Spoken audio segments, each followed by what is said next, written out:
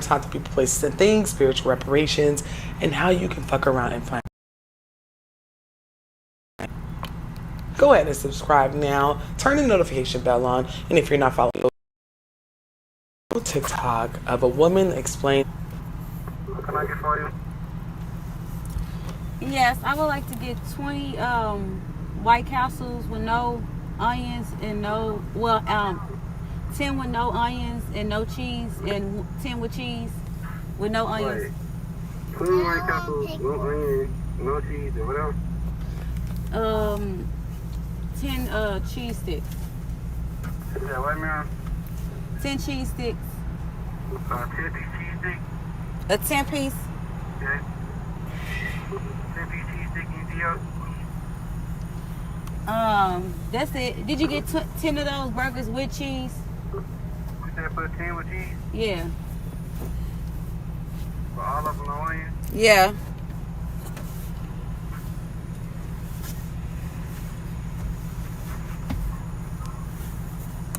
Explaining how a soul collector, the Grim Reaper, Death, came to collect her partner. When I tell you her story had me stressed out, I was stressed because this happens a lot more than you think. I give this creator a follow if you're into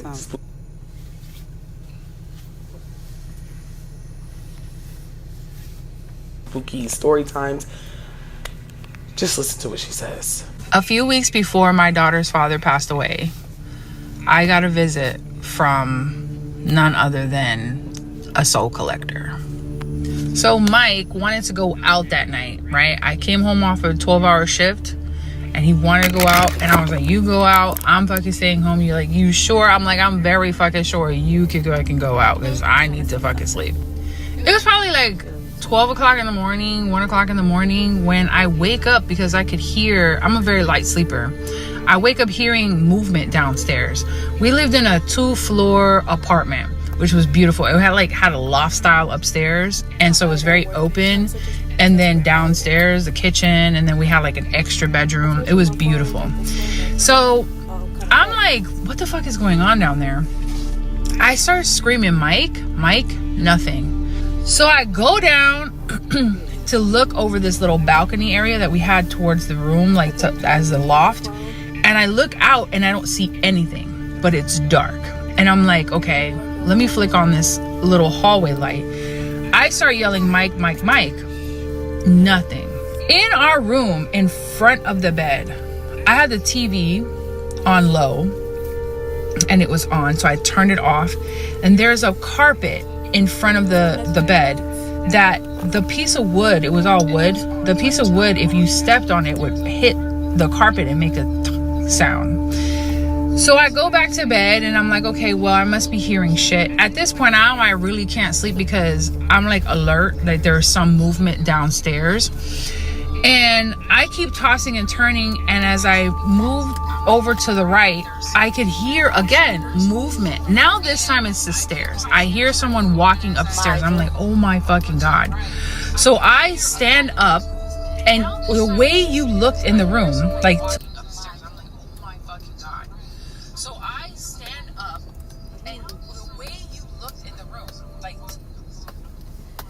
So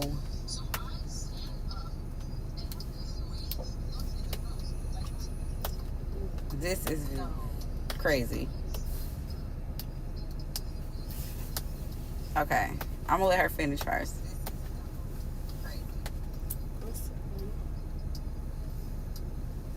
Look out. I could stand in front of like our doorway, but we didn't have a door. And it was like a mini hallway, and you could look out into the apartment. So I'm standing there and I'm looking out, and I'm like, there's gotta be something there. Nothing was there, but I could still hear footsteps. So my crazy ass, I don't even know how the fuck I did this, walks over a little bit to look into the staircase, and there's no one. I'm like, okay, so this is a spirit that is clearly here to make a visit. I go back to bed. This time I am sure it's a spirit. I'm gonna fucking cover me because I'm a little bit nervous. Like something is uneasy about this particular spirit. It just gave me fear. covered from head to toe, bitch. I was nervous, but I could see through the blanket. So I'm like, okay, I hear what sounded like the biggest steps. It was just so large. Doom, doom, slowly. And I'm like, is this fucking really happening right now? I hear this thing coming slowly, and I hear it breathing. The breathing was like of a very like out of breath person. Like that. And I'm like, fuck no, bitch. I was so terrified at this point. I am praying, and I could hear it coming into the room. At this point, I open my eyes and I see this huge silhouette. It was the biggest, like, I can't even, it had to be like 7 feet tall, very wide. No real shape. It was almost like a blob, but it was big, but it had like structure. I can't even explain it. This thing literally walks towards me on the bed and sniffs me. And I was like, holy fuck. Oh my God. Like, I was so frozen and shaking. And I'm like, why is he sniffing me? What is this thing? It was sniffing me. It was all in my face. The blanket was covered from head to toe. It was all in my face. And after it sniffed me, it realized it wasn't for me. That's when I realized, what the fuck is this thing? When it did that, in that moment, I realized it didn't want me. It got up as if it was like, okay, this is not who I was looking for. Walked around, and that's how I knew I wasn't crazy, because I was thinking maybe I'm delusional and I'm dreaming this shit. No, when it walked in front of the bed, I heard that pop sound. I was like, oh fuck, it's real. This thing is real, and it's really here, and don't take the blanket off your fucking head. But I could see through the blanket. So as it goes around the bed, it sniffs the side of my man at the time, Mike's side of the bed. Sniffed it, looked around, and realized he's not here. And that's when I realized this thing was for Mike, and it was looking for him. Once it sniffed that side of the bed and realized he was not there, it stood up, walked past the bed, left out the front door, basically, because you could hear it going down the steps and then disappear. I was so mortified in fear. I couldn't even describe what was happening. All I knew was I'm going to sleep this off because this is absolutely insane. A few weeks later is when he passed away. And that's when I realized I think this was the Grim Reaper or some sort of soul collector coming to pick him up. Even he had a very strange event happen to him the day he died. He could feel someone or some people watching him. It was the weirdest thing. And I remember waking up to him staring at me and just telling me, you know, when I woke up, I was like, why are you watching me? And he was like, I just want to remember your face forever. I told him, I don't like you talking like that because that, you know, you're freaking me out, because we were both very spiritual. And a few hours later, he had passed away. He had drowned. So looking back at it, I was like, wow, it's crazy how when you are very spiritually inclined, you can get a pre-warning, and that thing that came that night was definitely a pre-warning. You think you're fine after a car accident until this happens. Most people don't realize that even accidents that seem minor can financially destroy you when the real costs hit weeks later. If you've been in a car accident recently, even one that seemed minor or where you were just a passenger, you need to hear this before it's too late. What really stressed me out is the fact that this being came and sniffed her. Because since when deaths start doing that? This happens so often, you guys, especially in nursing homes, hospice facilities. A lot of the elderly's family report seeing black figures in the room coming to collect. And as normalized as these stories have become, it makes me think, how did this person live their life if they are met by a black shadowy figure and not their ancestors? What spiritual reparations is owed? Because a lot of these people that I've heard these type of stories from, especially the elders, it's usually death coming to get some of the nastiest people on earth. The racists, the bigots, the ones that used to hang out with the Klans, the ones that were with the lynching, the ones that see not only a dark figure of death, Grim Reaper, Soul Collector, they're also seeing the people that they murdered 50 years ago. You know, so I'm just wondering, how do people live their lives who seemingly are normal people, but then we have this kind of story? What y'all be out here doing? I was going through the comments of this video and I read a lot of unhinged stories. I'm thinking about, because every time I share these videos with you guys, I read the comments and the comments be having the scariest shit. Some of the comments be more scarier than the actual video. If y'all want me to do like a video on just me reading these comments, comment down below. Additionally, people in the comments said that it could have been the angel of death, archangel of death, Azrael, and then other people was like, hell no, that's not, nope.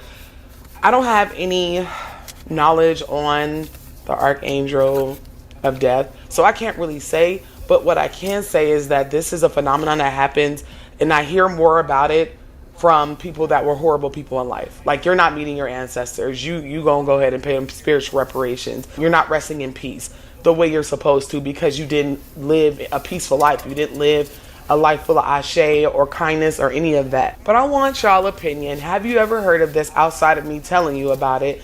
And have you had any experiences with loved ones who were passing and you seen a black figure of the nature? Because I'm gonna put right here what she said it looked like, the best way that she can describe it, because I hope this is not what's coming for me whenever I pass, or you pass, especially if you got good Iwapele. I hope that's not what we got to look for. Either way, I want to hear your stories. If you have similar stories, comment them down below. And until next time, y'all do good, be good, stay safe, and if you would like me to cover any topic, send me an email or comment it down below. Love y'all down. Is your shampoo personalized to where you work out? Or how often you're stressed? How about the weather and water hardness where you live? Prose is. Every formula is personalized to 85 plus factors. From an in-depth consultation that considers not only your strands, but your story too. Give your hair exactly what it needs and get 60% off your first custom formulas today at prose.com.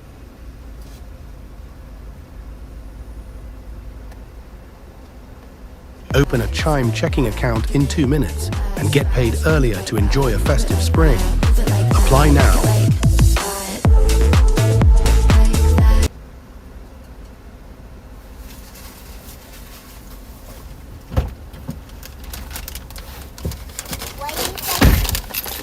I just discovered a little girl body stuffed in the closet. It looked like it been there for like 6-7 months.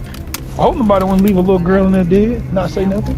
Skeleton! This is a skeleton. Yeah, came up in the dark. But that's the arm, that's the leg. You see her hair still. Her body is so badly decayed that none of us have seen anything like that in our lives. Stop playing dumb like you don't know what happened to your damn boy's father. You're supposed to know what's going on. I know she's autistic, so tell me what happened in that apartment. That's crazy. An anonymous 911 call leads police in DeKalb County, Georgia, to a quiet, seemingly abandoned apartment. But behind one door awaits something so horrific, it sets investigators on a desperate search for answers, and ultimately exposes a case steeped in I wasn't trying to watch that. Okay, y'all. So, this is what I like to do when I am bored. I like to watch a lot of videos on YouTube, as you can see by my algorithm, what I watch. And I wanted to share that one with you all. Let's see, what else would I like to look at? I did see something up there. People are waking up in the Matrix on TikTok reaction. Yeah, it's probably good. Okay. This is my go-to though. I love I guess if they're trying to get us to look at it or not. I absolutely love to watch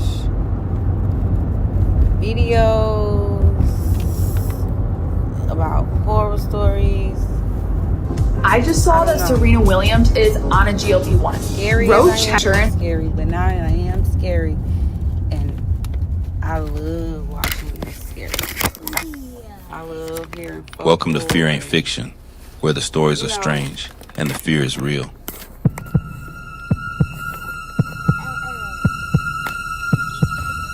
Robert Taylor Homes, Southside Chicago, State Street Corridor. If you don't know about Robert Taylor, let me tell you. It was the biggest housing project in America. 28 buildings, 16 stories each, stretched 2 miles along State Street, from 39th to 54th.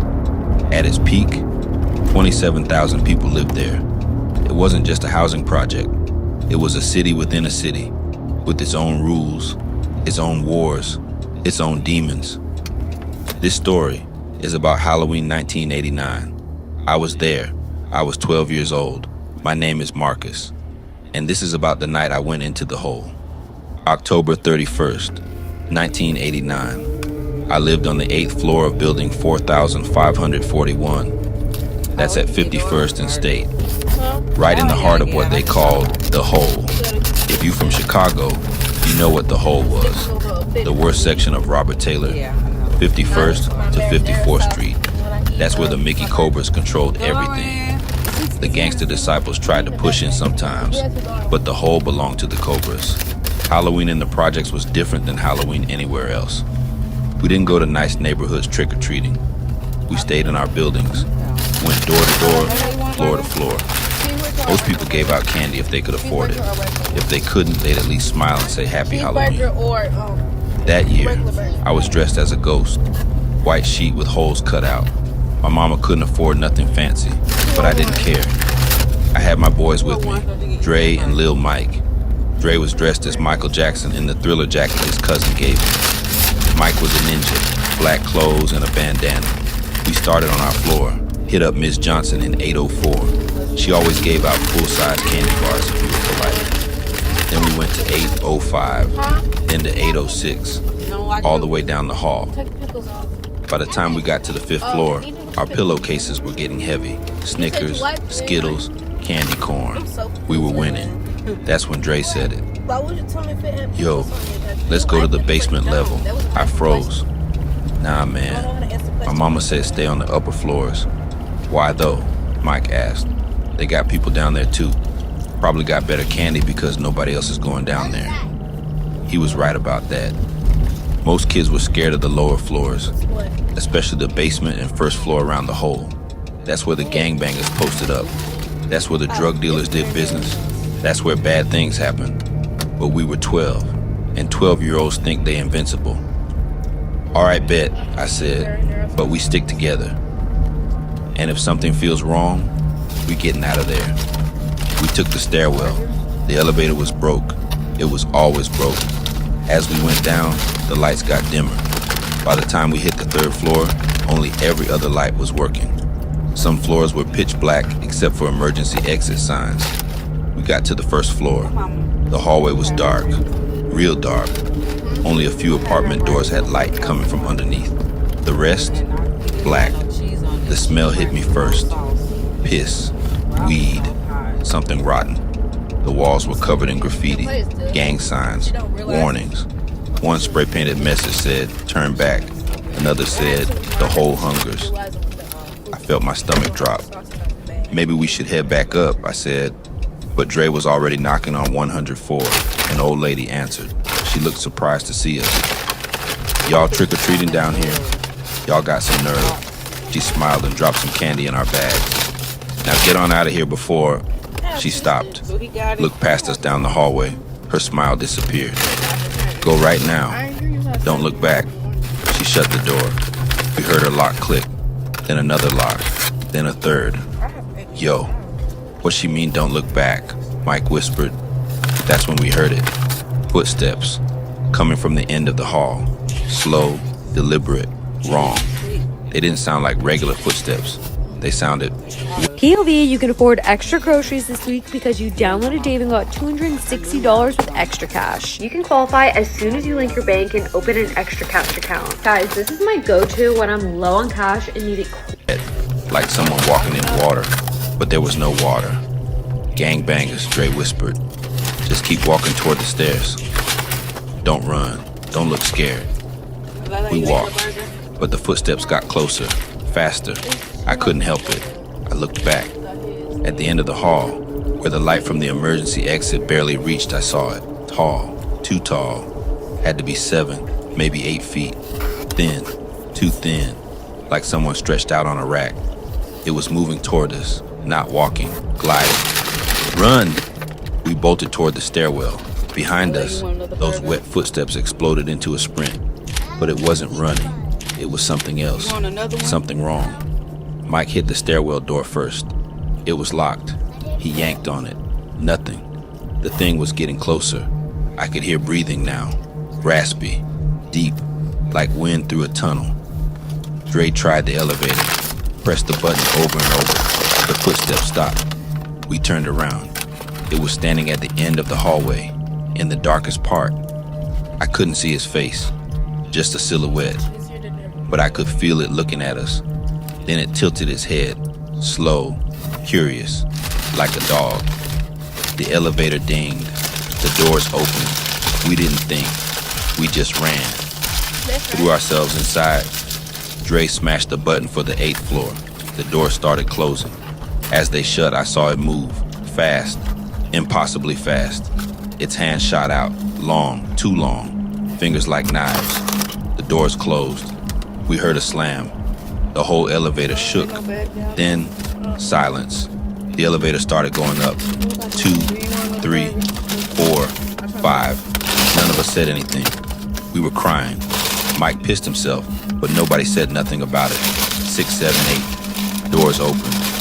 We ran out. I don't even remember what floor we knocked on, but somebody let us in. Miss Rodriguez. She took one look at us and knew. Y'all went to the hole, didn't you?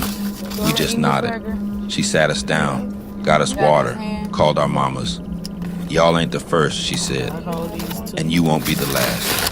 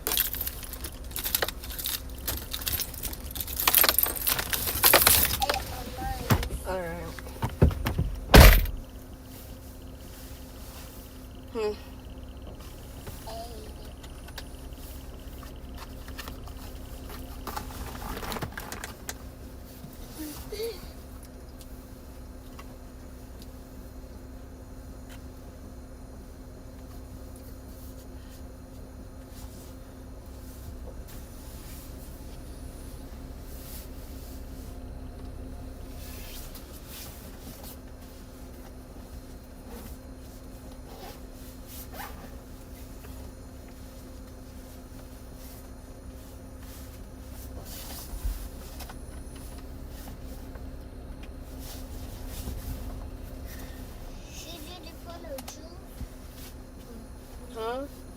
I told my mama. No.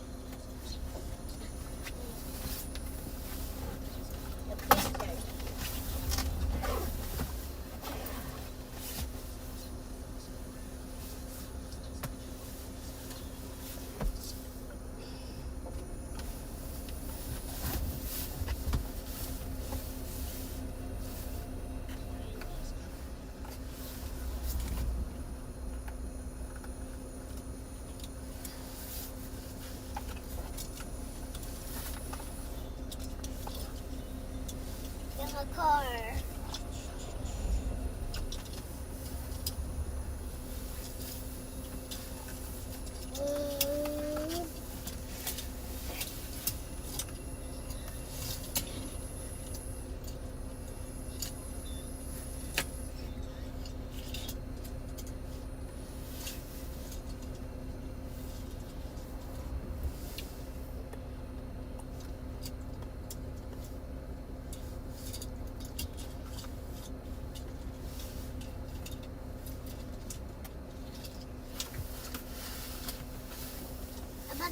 spicy bacon.